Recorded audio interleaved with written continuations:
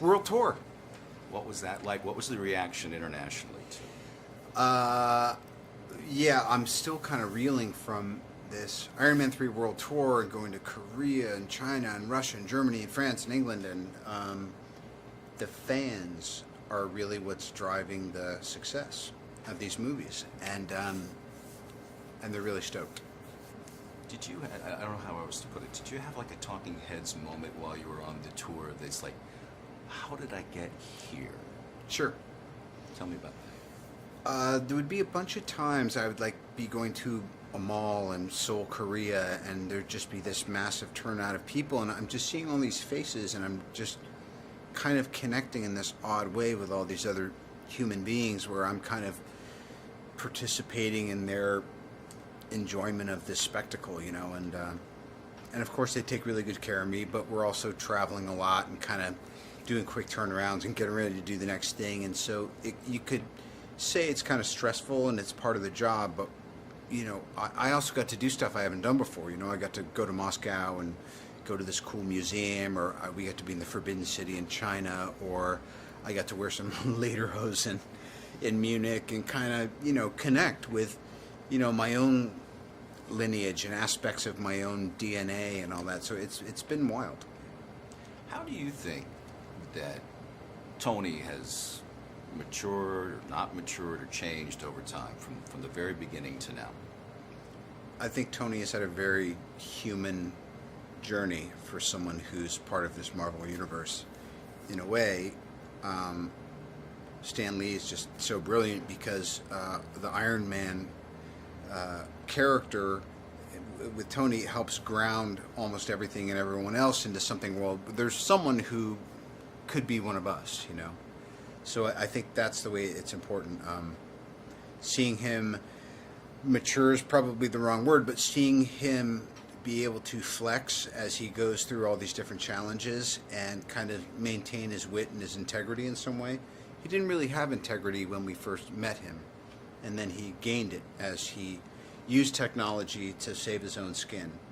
So there's a lot of themes that I think are every bit as current today as they were in the 60s when Stan thought them up. Whenever you have a huge franchise and a trilogy of films, the bar just keeps moving up, moving up, moving up. As an actor, do you even think about that? And do you think that you guys cleared that bar with Iron Man 3? I'm like everyone. I think about everything. You know, I should be careful about thinking. But in this case, it served us well because I've been intimately exposed to everything that worked and maybe didn't work so good in all the kinds of movies that I've enjoyed seeing that you could call genre movies over the last 25 years. And so it's kind of more of a to-do not list, which is, you know, repeating yourself, going for the same kind of jokes, going for the same kind of emotional moments, going for the same kind of plot turnarounds. And Shane Black was the new concept bringer for Iron Man 3, and in some ways, you know, and Jon Favreau and I were saddled with helping to launch this perhaps bigger idea of an Avengers franchise. So we had some heavy lifting to do, and strangely, Shane, who just kind of joined us recently, has had none of those requirements because of the success of Avengers. So life's funny. Well, it's with the directorial change and all of the other changes, and especially some really brilliant new cast members. Is that like helping to carry the weight, so to speak, when you have a Ben and a Guy and a Rebecca? Always. That's what I noticed on Avengers was, I don't have to go to work every day because there's actually a lot of other really talented people carrying the story. And whether it was Guy Pearce, who is just, to me, just one of the great Australian national treasures, and Rebecca Hall and Sir Ben is the British invasion. But of course, you know, I mean, you know, Don joined us in Iron Man 2, and he and Gwyneth have kind of been the heart of the story. They're the people who are really grounded in the kind of workaday experience of this real world we're putting Tony in. Last quick one.